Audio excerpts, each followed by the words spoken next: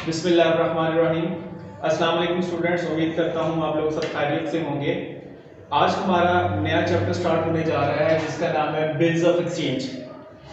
ठीक है, तो आज मैं थोड़ा सा इसके बारे में आपको थोड़ा सा इसका इंट्रोडक्शन दे देता हूँ कि ये बिल्स ऑफ एक्सचेंज है क्या। आपको पता होगा कि कारोबार के अंदर जितनी भी ट्रांजैक्शंस होती हैं वो दो तरह होती हैं, या तो वो कैश पर होती हैं या वो क्रेडिट पर होती हैं।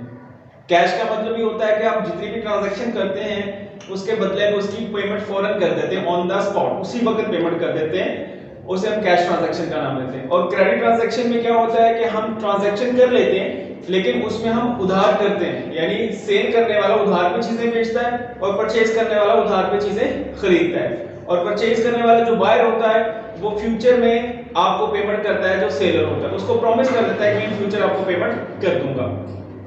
जब सेलर इन फ्यूचर पेमेंट वसूल करने के लिए उसे कहता है तो ऑब्वियसली वो उनके दरमियान एक एग्रीमेंट हो जाता है। वो ओरल भी हो सकता है, रिटन भी हो सकता है। अगर आप उसे ओरल करते हैं, जुबानी कलाम जिसे कहते हैं, कि परचेजर ये कहता है कि जी मैं आपको आफ्टर 1 मंथ पेमेंट कर दूंगा, मैं ये चीजें लेके जा रहा हूं। इसमें नुकसान ये होता है कि जब बायर जो होता है वो क्रेडिट पर चीजें लेके चला जाता है, तो जब आप उसे पेमेंट लेने आते हैं, जब वो टाइम ड्यूरेशन गुजर जाता है, तो जब आप उसे पैसे देने के लिए कहते हैं तो मे भी हो सकता है कि वो आपको पैसे देने से इनकार कर दे। क्यों? क्योंकि आपके पास कोई एविडेंस ही नहीं है कि आपने उस पर्सन को क्रेडिट पे चीजें बेची हैं। ठीक है, तो आप उसके अगेंस्ट कोई मुकदमा भी नहीं कर सकते। तो इससे क्या होता है कि आपको अपने बिजनेस में नुकसान उठाना पड़ता है। और जितने भी मोस्टली बिजनेस जो होते हैं वो क्रेडिट पे ही चल रहे होते हैं, तो हमें अपने बिजनेस, हमें अपने कस्टमर को अपनी तरफ अट्रैक्ट करने के लिए क्रेडिट पे चीजें बेचना पड़ती हैं। लेकिन हम अपनी ट्रांजैक्शन को सिक्योर कैसे कर सकते हैं, उसके लिए एक डॉक्यूमेंट इशू किया जाता है जिसे बिल्स ऑफ एक्सचेंज कहा जाता है। इसमें हम किस तरीके से बिल्स ऑफ एक्सचेंज वर्किंग करता है मैं आपको पहले उसके बारे में बताता हूं। फॉर एग्जाम्पल, एक मिस्टर ए है, ये जो है ये बेसिकली सेलर, इनको हम बोलेंगे सेलर। इन्होंने चीजें बेची हैं मिस्टर बी को, जो कि आपके बायर हैं, जिसे परचेजर भी कहते हैं। अब जो आपने उसे चीजें बेची है बेटा, उनको आपने ₹50,000 के गुड्स सेल किए और ऑन क्रेडिट और उधार पर चीजें सेल कर दी। उधार पर चीजें सेल करने के बाद जो मिस्टर ए होते हैं वो एक बिल ड्रॉ करते हैं। एक कागज का टुकड़ा होता है, एक डॉक्यूमेंट होता है, एक इंस्ट्रूमेंट होता है, उसके ऊपर सेलर का और बायर दोनों के नाम मेंशन होते हैं। सेलर का भी नाम मेंशन होता है और बायर का भी नाम मेंशन होता है, और उसके ऊपर ये 50,000 की प्राइस भी मेंशन की जाती है, क्वांटिटी ऑफ द गुड्स भी मेंशन किया जाता है, और उस पे टर्म्स भी एंड कंडीशन भी मेंशन की जाती है कि कितने टाइम ड्यूरेशन के लिए आपने उसको क्रेडिट पे चीजें बेची हैं। अब क्या हुआ कि आपने जो मिस्टर ए होते हैं, इन्होंने ऑन द सेम डे, जिस डेट पे आप चीजें बेचते हैं, ये एक बिल ड्रॉ कर देता है। किसको बिल किसके पास चला जाता है? बी के पास चला जाता है। गुड्स भी बी के पास आ गई, बिल भी बी के पास, ये दोनों चीजें एक सेम डे पे हो रही होती हैं। अब बी क्या करता है, उस बिल को साइन एंड स्टैंप करके रिटर्न टू ए, यानी return to A after acceptance, यानी वो क्या करता है, मिस्टर बी उस बिल को साइन एंड स्टैंप करता है, उसको हम एक्सेप्टेंस कहते हैं। एक्सेप्टेंस करने के बाद बिल जो है वो ए को रिटर्न कर देता है। अब जो बिल है जो ए के पास आ गया और वो चीजें लेके चला जाता है, अब जो बिल ए के पास आया बेसिकली इस बात का एविडेंस है कि उसने बी को क्रेडिट पे चीजें सेल की। अगर इन फ्यूचर अगर बी पेमेंट देने से इनकार करता है तो ए के पास वो एविडेंस होता है जो उसके अगेंस्ट आप कानूनी कार्रवाई कर सकते हैं। ठीक है, लेकिन जब टाइम ड्यूरेशन गुजर जाता है तो जो मिस्टर बी होते हैं,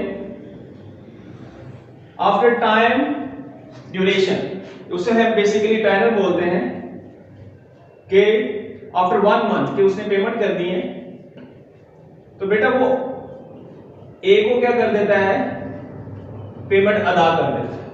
ए को क्या कर देता है, पेमेंट अदा करता है और बिल क्या हो जाता है, कैंसिल हो जाता है। इस तरीके से जो बिल ऑफ एक्सचेंज है ये बेसिकली एक इंस्ट्रूमेंट है जिसने आपको आपकी क्रेडिट ट्रांजैक्शन में आपको सपोर्ट किया ताकि आपको फ्यूचर में कोई नुकसान ना हो। ठीक है, तो ये बेसिकली एक लीगल डॉक्यूमेंट ही होता है। अब हम इसकी डेफिनेशन की तरफ चलते हैं कि बिल ऑफ एक्सचेंज एक्चुअली है क्या। ये तो मैंने आपको इसकी वर्किंग बता दी। अब हम इसकी डेफिनेशन के बारे में पढ़ते हैं, इसके अंदर कौन कौन सी पार्टीज इन्वॉल्व है उसके बारे में पढ़ते हैं, इसकी क्लासिफिकेशन के बारे में भी पढ़ते हैं। सबसे पहले हम इसकी डेफिनेशन देखते हैं। Bills of exchange. Bills of exchange is an unconditional order. ये बेसिकली आपका अनकंडीशनल ऑर्डर होता है। अनकंडीशनल का मतलब होता है जिसमें कोई शर्त लागू नहीं होती, और ऑर्डर का मतलब होता है ये हुक्मनामा होता है जो एक सेलर जो होता है वो बेसिकली बायर को एक हुक्म करता है कि आप जो चीजें मैंने आपको बेची है आफ्टर सम टाइम जो डेट आपको मेंशन की गई है उसके बाद आपने उसकी पेमेंट लाजमी करनी है। Addressed by one person to another. इसमें एक पर्सन दूसरे पर्सन से मुखातिब होता है, जैसे कि सेलर जो होता है वो बायर से मुखातिब होता है। Signed by the maker. Maker का मतलब जिसने ये बिल बनाया होता है। बेटा हमेशा याद रखिएगा बिल कौन बनाता है, हमेशा याद रखना सेलर बनाता है। मेकर कौन होगा, seller. Directing a certain person to pay a certain sum of money. जो बिल साइन करने के बाद एक बी को वो बिल इशू करता है और उसको डायरेक्शन देता है कि आपने इस बिल की अमाउंट हमें एक बिल की अमाउंट एक सर्टेन पर्सन को पे करनी। वो सर्टेन पर्सन को खुद भी हो सकता है pay a certain a sum of money only to और to the order of. Only to का मतलब वो खुद जिसने चीजें बेची हैं उसको भी पे कर सकता है, या सेलर अगर किसी और को कह देता है कि जनाब आपने मुझे पैसे देने के बजाय उस फलां बंदे को पेमेंट करनी है तो उसको ऑर्डर के तौर पे भी कर सकता है, जैसे अ सर्टेन पर्सन के खास आदमी को भी पे कर सकता है। और the bearer of the instrument, या जब बायर हमेशा, बेयरर का मतलब होता है होल्डर ऑफ द बिल, जिसके पास वो बिल होगा वो हमेशा उसी को पेमेंट करेगा। मतलब क्या हुआ कि बिल ऑफ एक्सचेंज की पेमेंट हमेशा सेलर को भी पास भी जा सकती है, सेलर अगर किसी और को नाम दे देता है उसको भी दे सकते हैं, या जिसके पास वो बिल होगा उसको वो पेमेंट अदा करेगा। ठीक हो गया। तो इसमें इस बिल ऑफ एक्सचेंज में याद रखिएगा तीन पार्टीज इन्वॉल्व होती हैं। Number 1 drawer, number 2 dry and number 3 पे। ड्रॉअर, ड्राई एंड पे। अब ड्रॉअर कौन है? The person who draws the bill, यानी वो बंदा जो चीजें बेच रहा है, जो बिल ड्रॉ कर रहा है उसको हम ड्रॉअर कहेंगे। इट मींस सेलर जो होगा वो आपका मेकर भी है बेटा और आपका ड्रॉअर भी है। यानी ड्रॉअर इज द सेलर और लेंडर, उधार देने वाला और चीजें उधार पर बेचने वाला, उसको हम ड्रॉअर का नाम देते हैं। तो इसके बाद ड्राई है, the person who accept the bill and agrees to pay on a certain date. Drawee उस पर्सन को कहा जाता है जो बायर होता है, जो चीजों को उधार पर खरीदता है, जो इस बात के लिए एग्री होता है कि मैं आफ्टर सम टाइम में आपको वो स्पेसिफिक अमाउंट अदा कर दूंगा। ड्राई हमेशा याद रखिएगा जो बायर होता है उसको हम कहते हैं, और जब वो बिल के ऊपर साइन करता है तो उसको हम कहते हैं एक्सेप्टेंस, तो वो बिल को एक्सेप्ट करता है। तो ड्राई इज द बायर और द बॉरोवर। यानी ड्राई कौन होगा? जो खरीदने वाला और उधार लेने वाला। ड्रॉअर कौन होगा? जो सेलर है और लेंडर जो उधार देने वाला। उसके बाद है पे, the person who receives the amount of the bill.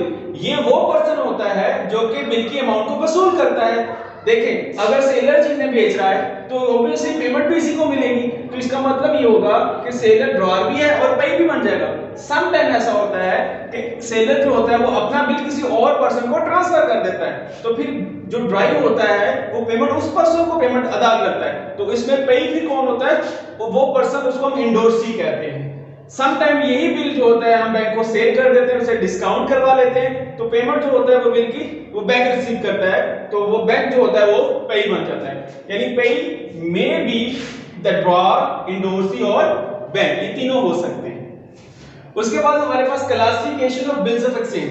Bills of exchange की क्लासिफिकेशन, इसकी तीन तरह की क्लासिफिकेशन होती है। Number 1 on the basis of period. On the basis of period, on the basis of period दो तरह के बिल्स ऑफ एक्सचेंज होते हैं, एक होता है डिमांड बिल ऑफ एक्सचेंज, एक होता है टर्म बिल ऑफ एक्सचेंज, और इसको हम साइड बिल ऑफ एक्सचेंज का नाम भी देते हैं। डिमांड बिल ऑफ एक्सचेंज का मतलब the bills which are payable at any time when they are presented, यानी इस bill demand bill of exchange ऐसे बिल ऑफ एक्सचेंज होते हैं जब भी ड्रॉअर यानी the holder of the bill जिसके पास बिल होता है वो बिल जब भी ड्रॉई के पास लेके जाएगा वो ड्रॉई जो होगा उस बात का पाबंद होगा उसी वक्त उसको पेमेंट देने के लिए, यानी जैसे बिल ड्रॉई के पास जाएगा उसी टाइम वो पेमेंट अदा कर देगा। इसको हम डिमांड बिल ऑफ एक्सचेंज कहते हैं। उसके बाद टर्म या sight bill of exchange, the bills which are payable after specified period of time. इसमें हम क्या करते हैं, बिल के अंदर एक टाइम ड्यूरेशन सेट कर लेते हैं, जैसे कि 1 मंथ, 2 मंथ, 3 मंथ, 4 मंथ, यानी जैसे ही 1 मंथ गुजरेगा उसके बाद हम ड्रॉई से पैसे वसूल करेंगे। जैसे ही टाइम ड्यूरेशन गुजरेगा 2 महीने का, 3 महीने का, उसके बाद हम उसकी पेमेंट वसूल करेंगे। इसको हम कहते हैं टर्म या साइड बिल ऑफ एक्सचेंज। उसके बाद है on the basis of object. Object के लिहाज से दो तरह की क्लासिफिकेशन है, ट्रेड बिल ऑफ एक्सचेंज और accommodation bill of exchange. Trade bill of exchange सबसे पहले, trade bills are drawn and accepted on a purchase and sales of goods on credit. Trade bills of exchange basically जब हम goods की cell purchase करते हैं credit के ऊपर, उस वक्त जब हम बिल ड्रॉ करते हैं उसको हम ट्रेड बिल्स ऑफ एक्सचेंज कहते हैं। जैसे कि ये बिल ऑफ एक्सचेंज हमने ड्रॉ किया तो ये ट्रेड बिल्स ऑफ एक्सचेंज कहलाएगा। उसके बाद accommodation bills of exchange, such bills do not involve any purchase and sales of the goods. इस बिल में कोई सेल परचेज नहीं होती। The purpose of this bill is to help one party or both parties financially। ये bills draw किए जाते हैं किसी एक पार्टी या दोनों पार्टीज की माली मदद करने के लिए। और ये किस तरीके से माली मदद की जाएगी इसको हम फर्दर अगले लेक्चर में जाके इन डिटेल डिस्कस करेंगे। तो ये दो तरह के बिल्स होते हैं ऑब्जेक्ट के लिहाज से, ट्रेड बिल्स ऑफ एक्सचेंज और अकोमोडेशन बिल्स ऑफ एक्सचेंज। उसके बाद इसकी थर्ड क्लासिफिकेशन है on the basis of place. Place के लिहाज से भी दो तरह के बिल्स ऑफ एक्सचेंज होते हैं, inland bill of exchange and foreign bill of exchange. Inland bill of exchange, this bill is drawn and payable in some same country। यानी ऐसा बिल ऑफ एक्सचेंज जिसमें बिल ड्रॉ भी और bill accept भी एक ही मुल्क के अंदर होता है, यानी इसका ड्रॉअर और ड्रॉई दोनों एक ही मुल्क से बिलोंग करते हैं, उसको हम इनलैंड बिल ऑफ एक्सचेंज कहते हैं। फॉरेन बिल ऑफ एक्सचेंज ऐसे बिल्स होते हैं, this bill is drawn in a country and payable in another country. यानी इसमें ड्रॉअर जो होता है, जो बिल ड्रॉ कर रहा होता है वो किसी और मुल्क का होता है, ड्रॉई जो कि उस बिल को एक्सेप्ट कर रहा होता है वो किसी दूसरे मुल्क से ताल्लुक रखता है। तो इसको हम फॉरेन बिल ऑफ एक्सचेंज का नाम देते हैं।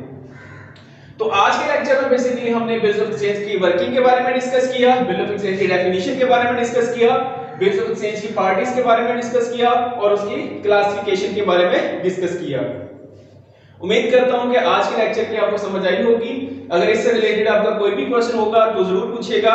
हमारे इस चैनल को सब्सक्राइब करें, हमारी वीडियो को लाइक करें और उन लोगों तक लाजमी शेयर करें जो कि अकाउंट्स जानना चाहते हैं। अपना बहुत सारा ख्याल रखिएगा। अल्लाह हाफिज़।